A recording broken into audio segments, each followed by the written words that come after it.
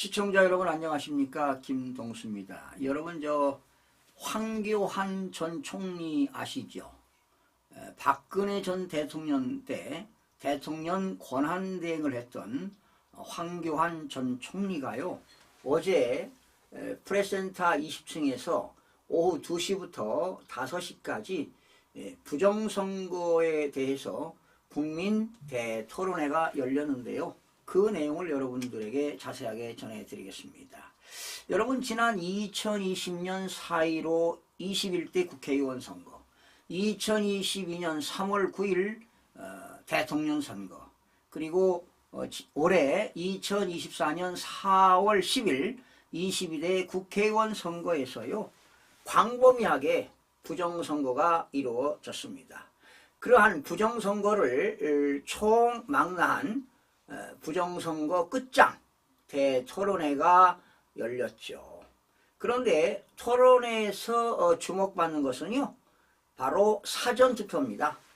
사전투표에서 관내 사전투표, 관외 사전투표, 국외 부재자 투표에서 부정선거가 자행됐다는 것입니다. 바로 전산조직으로 말입니다. 그러니까 전산조작, 해킹이 대부분이었습니다.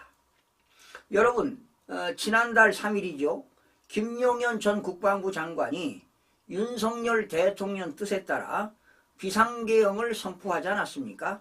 그때 계엄군 300여 명을 중앙선거관리위원회와 그리고 수원에 있는 선거연수원, 그리고 서울의 관악청사 등의 300명을 계엄군을 투입했습니다. 그건 왜 선거관리위원회와 연수원에 투입했겠습니까?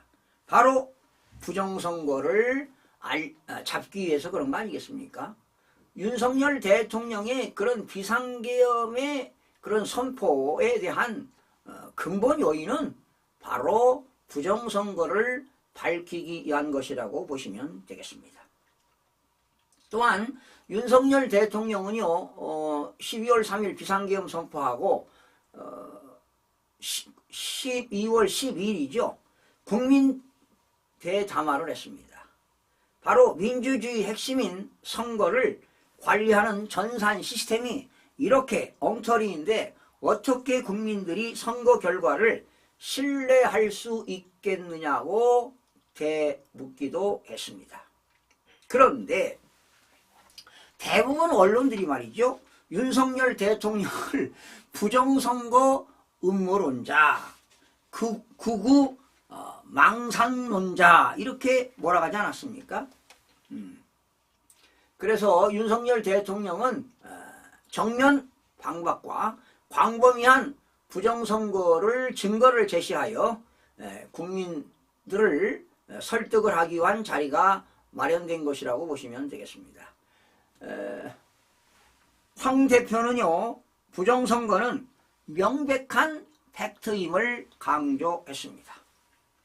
부정선거가 없었다고 주장하는 사람은 이 자리에 나와서 끝장 토론회를 해야 할 것이라며 윤석열 대통령, 김용현 전 국방부 장관도 부정선거 증거를 가진 선관위 서버 확보 문제에 극약 처방을 내린 것으로 바로 계엄의 본질은 부정선거를 잡기 위해서 선거관리위원회를 압수수색을 통해서 자유민주주의 체제 지키기라고 강조한 바 있습니다. 여러분, 지금 대한민국은 체제 전쟁을 선포한 것입니다.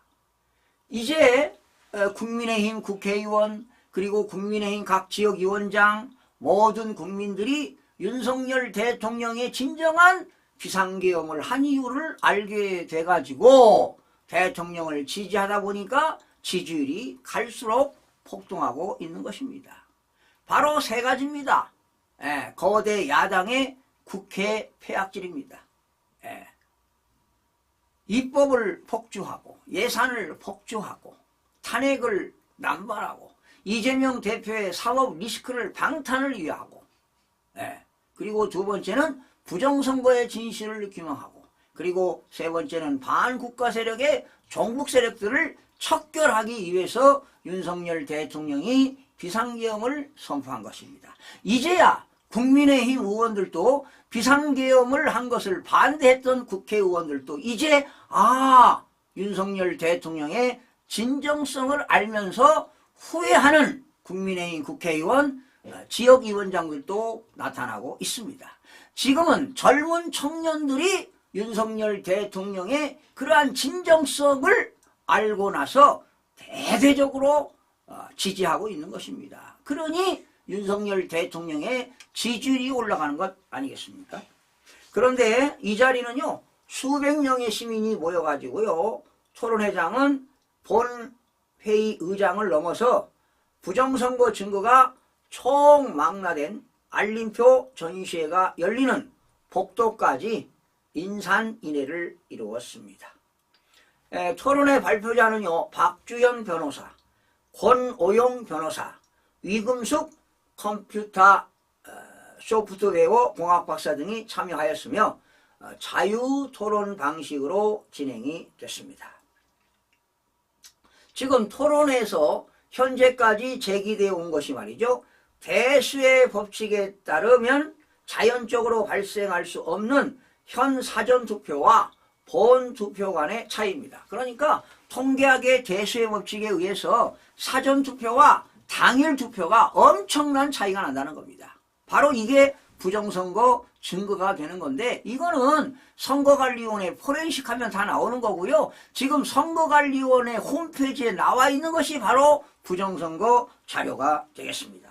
그리고 빳빳한 신권투표지, 배춧잎 투표지, 일장기 투표지, 투표관리관 도장이 없는 유령 투표지, 선거인수와 실제 투표수가 불일치하고 있습니다. 배송 경로가 이상한 관외 사전투표 등, 그리고 비밀번호가요, 선관위 비밀번호가 1, 2, 3, 4, 5 뻥뻥 뚫린 선관위 관리 시스템과 중국산 장비 사용 등에 대한 의혹이 이어졌습니다. 21대 총선 당시부터 제기된 부정선거 증거를 직접 밝혀온 관계자들이 설명이 있었습니다.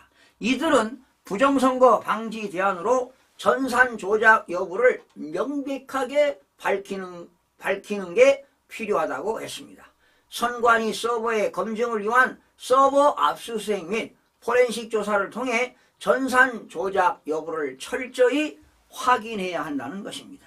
이를 통한 독립적인 검증기구 등의 설립과 선거 시스템 자체의 신뢰성을 높이는 게 필요하다는 게 공감대를 보였습니다.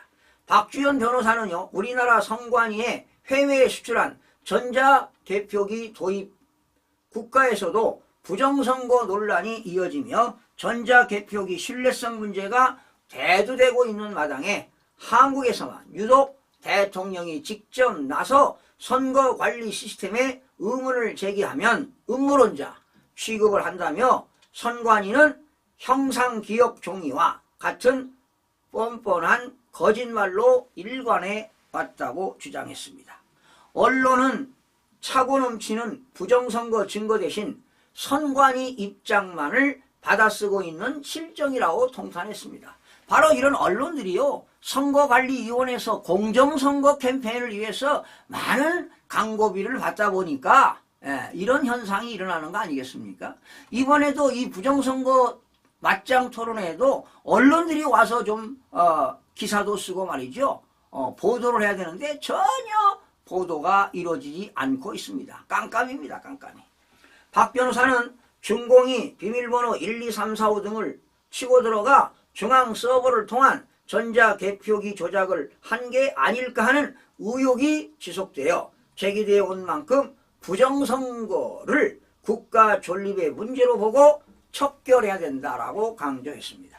토론회 참여자들의 반응도 부정선거에 대한 큰 공감대를 나타내는 모습이었습니다. 인천에서 왔다고 밝힌 70대 방청객은 선관위가 헌법상 독립된 기관이라며 누구도 접근을 못하고 사법부 수사 명령도 거부했고 비리 온상 투성인인 선관위 서버 감사만이 답이기 때문에 윤 대통령이 비상계엄이라는 특단의 조처를 내린 것이라며 토론에서 서버 조작 및 부정선거 증거가 차고 넘치는 것은 재차 확인한 기분이라고 밝혔습니다.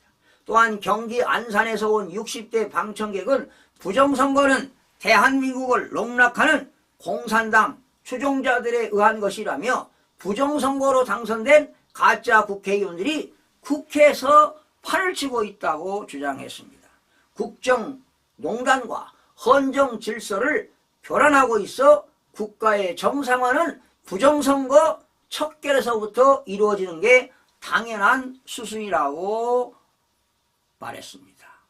여러분, 지금 이 부정선거를 밝히지 못하면은요, 대한민국은 완전히 전체주의, 사회주의로 갈 수밖에 없습니다. 그래서 윤석열 대통령이 자유민주주의를 지키고 우리 후손들을 보호하고 대한민국의 미래의 장래를 보장하고 그리고 자유민주주의를 영속성으로 지속시키기 위해서 이런 비상계엄을 했다는 것은 대단한 일 아니겠습니까?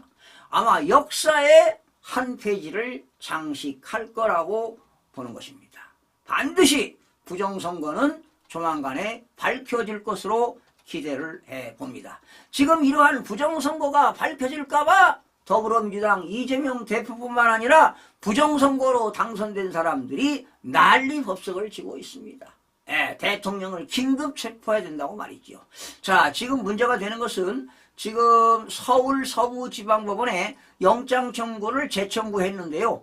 과연 기각이 될지 다시 발부가 될지 귀추가 주목되고 있는데 아마 오늘쯤으로 나오지 않을까 그런 예상을 해보는데요. 영장실질 판사가 정말 자유를 원한다면 아마 기각을 시켜야 되지 않을까 생각이 되는데 귀추가 주목되고 있습니다. 시청해주신 여러분 고맙습니다.